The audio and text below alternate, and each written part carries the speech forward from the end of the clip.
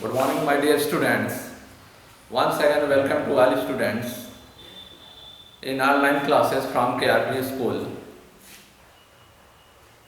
We teach you lesson 3rd. Last online classes, we also teach you lesson 3rd. The topic is fiber and fabric. We discuss about fiber and fabric last year classes, so we not discuss about what is fiber and what is fabric. Last classes we told you the fiber is two type, natural fiber and synthetic fiber. So your natural fiber is going on. Already we told you, my dear students, natural fiber are two types, animal fiber and plant fiber. So your plant fiber is going on one most famous fiber, plant fiber cotton. I teach you in last classes. Today we also teach you one plant fiber called jute. Look on the whiteboard. Jute is most famous plant fiber. It is cheapest compared to the cotton. ये cotton से सस्ता होता है और ये plant से मिलता है. माय डियर स्टूडेंट्स, ये प्लांट की इसकी एग्रीकल्चर किया जाता है, इसकी खेती किया जाता है.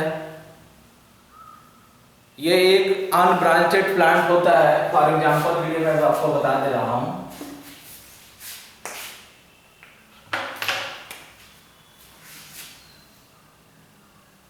ये नॉन ब्रांचेड प्लांट होता है. इसमें ब्रांच नहीं होती है, मीन्स इसमें डालियां नहीं होती है. ये बिल्कुल सीधा प्लांट होता है, इस शेप का होता है. इसको पटसन भी बोलते हैं, गांव में पटुआ भी बोलते हैं. ऐसे इसकी चौड़ी चौड़ी पत्ती होती है और इसमें ब्रांच नहीं होता प्लांट का. अक्सर इसकी कल्टीवेशन मीन्स खेती जो है रेनी सीजन में होता है. जो इस समय आने वाला है रेनी सीजन, उस समय इसका कल्टीवेशन होता है, एग्रीकल्चर किया जाता है, इसकी खेती की जाती है. रेनी सीजन में इसके सीड्स को मिट्टी में मिला दिया जाता है, बो दिया जाता है. उसके बाद 4 से 5 मंथ में ये प्लांट 8 से 10 फीट तक का हो जाता है. 8 से 10 फीट का होता है. ये 8 से 10 फीट का होता है. 8 से 10 मीटर ये लंबा प्लांट होता है और इसका मैच्योरेशन टाइम है 4 से 5 मंथ. 4 से 5 मंथ में ये मैच्योर हो जाता है. प्लांट 8 से 10 फीट का हो जाता है. जब इसमें फ्लावर के स्टेज आते हैं, यानी जब फ्लावर आने शुरू होते हैं, इसमें जब फ्लावर आना शुरू होता है तो प्लांट को हम हार्वेस्टेड कर देते हैं, यानी काट दिया जाता है प्लांट को. प्लांट को काटने के बाद माय डियर स्टूडेंट्स, एक साथ बहुत सारे इसके स्टीम को, इसके लीफ को हटा देते हैं, केवल स्टीम रहता है. ऐसे ऐसे कई प्लांटों का स्टीम लेकर इसको हम बंडल बना देते हैं. बंडल का मतलब रस्सी से इसको बांध देते हैं. पत्ती को हटा देते हैं, तोड़ के फ्लावर को हटा देते हैं, केवल स्टीम इसका रहता है. उसके बाद इसका गट्ठर बना देते हैं, बंडल. बनाने के बाद इसको किसी पॉन्ड्स या पानी वाले जगह में इसको हम सॉक्ड कर देते हैं, यानी डुबा देते हैं. डुबाने के बाद 15 से 20 दिन के लिए इसको हम छोड़ देते हैं. 15-20 दिन के बाद क्या होता है कि जब हम 15-20 दिन के बाद इसको हम पानी से बाहर करते हैं तो जो स्टीम का बार्क होता है, जो छिलका होता है, वो बिल्कुल डिजॉल्व हो जाता है, गल जाता है, सड़ जाता है। उसके बाद पानी में हम उस स्टीम को धो देते हैं, हिला देते हैं, जिससे वो सड़ा हुआ ऊपर का छिलका बार्क जो है हट जाता है। तो हमको उसके जो फाइबर्स होते हैं उसको निकालने में आसानी होती है, इसलिए हम उस पे स्टीम के बार्क को हटा देते हैं। इस प्रोसेस को हम रेटिंग करते हैं। जब हम पानी में डुबा के उसके बाद उसके छिलका को हम हटा देते हैं तो इस प्रोसेस को हम रेटिंग करते हैं। रेटिंग प्रोसेस के बाद उस बंडल को हम बाहर निकाल लेते हैं। बाहर निकालने के बाद उसको हम धूप में सुखा देते हैं। धूप में सुखाने के बाद जब हम देखते हैं, जब सूख जाता है तो बड़े आसानी से, जैसे ये मान लीजिए माय डियर स्टूडेंट्स, ये स्टीम है प्लांट का, तो ऐसे जो है उसके रेशे को पकड़ के हम खींचते हैं तो हमारे हाथ में सारे रेशे आ जाते हैं और इधर उसका स्टीम में जो डंठल होता है, जो हार्ड पार्ट होता है, वो अलग हो जाता है। सपोज दैट हमने उसको अलग किया तो ऐसे ऐसे उसमें से रेशे पतले पतले अलग हो जाते हैं और ये इसका स्टीम, ये डंठल जो है अलग हो जाता है।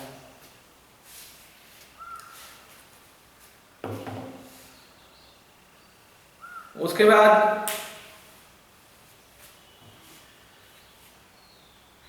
डंठल को अलग करने के बाद, रेशे को अलग करने के बाद हम रेशे से जो भी चीजें उनकी बनाई जाती है उसके बाद उसका हम यूज कर लेते हैं। अब बात आती है इसका क्या यूजेज है, जूट से क्या क्या बनता है। जूट से कैरी बैग बनता है, फिर food material, bags, packing material बनता है। जैसे आप देखे होंगे गेहूं या चावल के बड़े बड़े बोरे होते हैं, जो जिसको हम फूड मटेरियल पैक करते हैं, उसी का बना होता है। कारपेट भी बनता है, रोप भी बनता है। ये कहाँ कहाँ होता है? चाइना में, नेपाल, इंडिया, ये सारे देशों में होता है। इंडिया में भी ये वाइडली इसका कल्टीवेशन होता है। इसके लिए मिट्टी कैसी चाहिए? एलुअल सॉइल चाहिए। इसके लिए एलुअल सॉइल चाहिए, एलुअल सॉइल। एलुअल सॉइल में ये बेहतर इसका प्रोडक्शन होता है। एलुअल सॉइल में ये अच्छा इसकी खेती की जा सकती है। तो ये हो गया हमारे डियर स्टूडेंट्स जूट का हमारे यहाँ आप देखेंगे तो दो चीज आपको मिलेगा, एक बोरे मिलेंगे और एक आपको रोप मीन्स रस्सी मिलेगी आपको। उन रस्सी से किसी जानवर को बांधने के काम में लाते हैं या खटिया बनाने के भी काम में लाते हैं। अब नेक्स्ट नेचुरल फाइबर में हम आज आपको एनिमल फाइबर के बता रहे हैं। Animal fibre, what is animal fibre? Those fibre we get from the animal is called animal fibre. तो एनिमल फाइबर नेचुरल फाइबर के अंतर्गत आता है।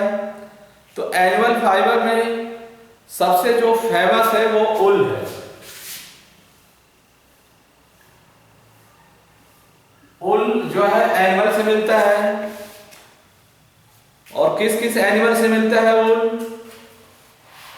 वो सीप से मिलता है, सीप, गॉट, रैबिट, कैमल, इन सारे जानवरों से, इन सारे एनिमलों से हमको ऊल मिलता है। और ऊल को तो बताना नहीं होगा क्या यूज है। ऊल से बहुत सारे क्लॉथ बनते हैं और जिसको हम वुलन क्लॉथ कहते हैं। वूलन क्लॉथ जो है वूल का बना होता है, वूल फैब्रिक का बना होता है। सबसे वाइडली जो प्रोडक्शन है वूल का माय डियर स्टूडेंट्स, वो हमको सीप से मिलता है, सबसे ज्यादा सीप से मिलता है। सीप का रियरिंग किया जाता है, यानी उसको पाला जाता है। पालने के बाद जब सीप एडल्ट हो जाता है, जो भेड़ है वो एडल्ट हो जाते हैं, तो उसके एडल्ट होने के साथ साथ उसके बाल भी बड़े हो जाते हैं। तो उनके बाल को उनके बॉडी से अलग कर लिया जाता है, रिमूव कर लिया जाता है। बाल दो तरह से अलग कर सकते हैं, बाय मशीन, बाय हैंड। हाथ से भी और मशीन से भी बाल को अलग कर लिया जाता है। बाल को अलग करने के बाद उसके हेयर को पानी से वॉश करते हैं। वॉश करने के बाद उसको ड्राई किया जाता है, सुखाया जाता है। सुखाने के बाद उसको कॉम्ब किया जाता है, कंघा किया जाता है। कंघा करने के बाद फिर उससे जो है थ्रेड यानी धागे तैयार किए जाते हैं, और धागे से जैसा डिमांड होता है उस तरह के यूज मटेरियल उससे बनते हैं। तो सबसे ज्यादा ऊन का प्रोडक्शन सीप से ऑस्ट्रेलिया और न्यूजीलैंड में होता है। ऑस्ट्रेलिया और न्यूजीलैंड में,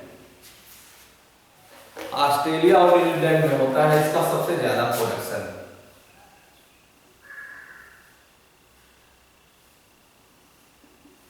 ऑस्ट्रेलिया और न्यूजीलैंड।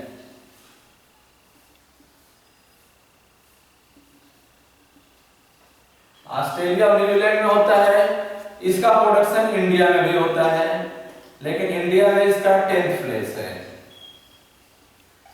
ये पूरे विश्व में इसका नंबर 10वें नंबर पर इंडिया का है। अब आता है यूजेज। तो आप जान रहे हैं कि इससे क्लॉथ बनते हैं, ब्लैंकेट बनते हैं, और बहुत सारे आइटम इससे तैयार होते हैं। अब नेक्स्ट आपका जो एनिमल फाइबर है वो सिल्क है।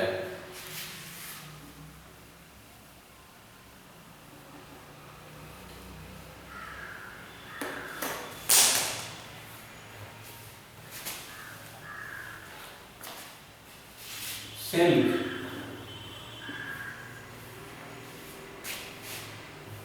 सिल्क भी एक तरह से एक इंसेक्ट से प्राप्त होता है, एक तरह का ये कीड़ा होता है, इंसेक्ट से तैयार होता है। क्या कहते हैं इसको? Rearing of insect for production of silk is called sericulture. एक वर्ड आ रहा है सेरीकल्चर। सेरीकल्चर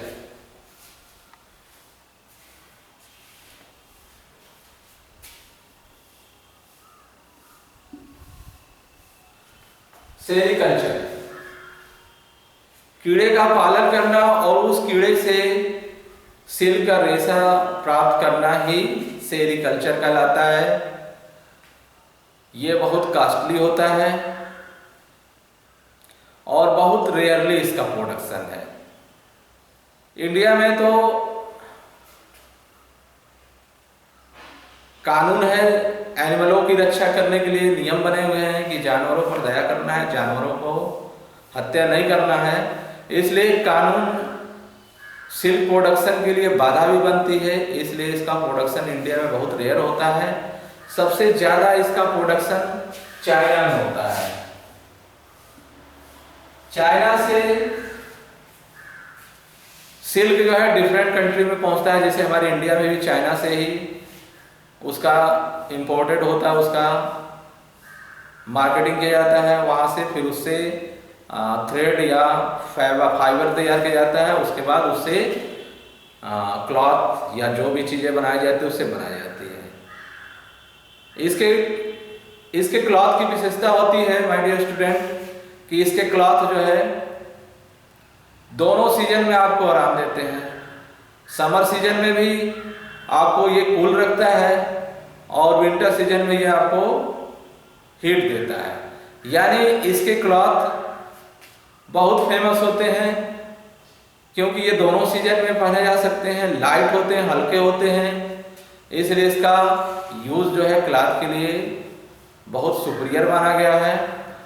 और एक तो क्लॉथ के लिए बहुत सुपीरियर है, दूसरा जो है इसका प्रोडक्शन बहुत कम है, इसलिए ये बहुत कॉस्टली होता है। वाइनल जो है सिल्क के कपड़े बहुत महंगे मिलते हैं। अब ये तो हो गया डिस्कस नेचुरल फाइबर के बारे में। लास्ट में आपको हम सिंथेटिक फाइबर के बारे में बता देते हैं। सिंथेटिक फाइबर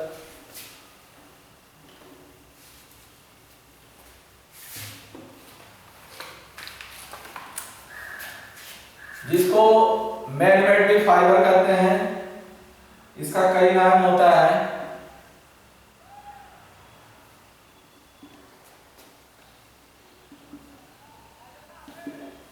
सिंथेटिक फाइबर इसको मैन मेड भी कहते हैं, मैन मेड भी फाइबर कहते हैं, इसको आर्टिफिशियल फाइबर भी कहते हैं।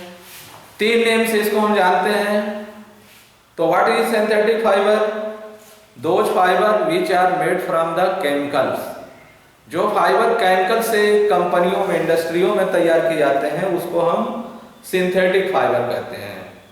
सिंथेटिक फाइबर में जैसे आपका बहुत सारे सिंथेटिक फाइबर होते हैं, जैसे टेरिकॉट है,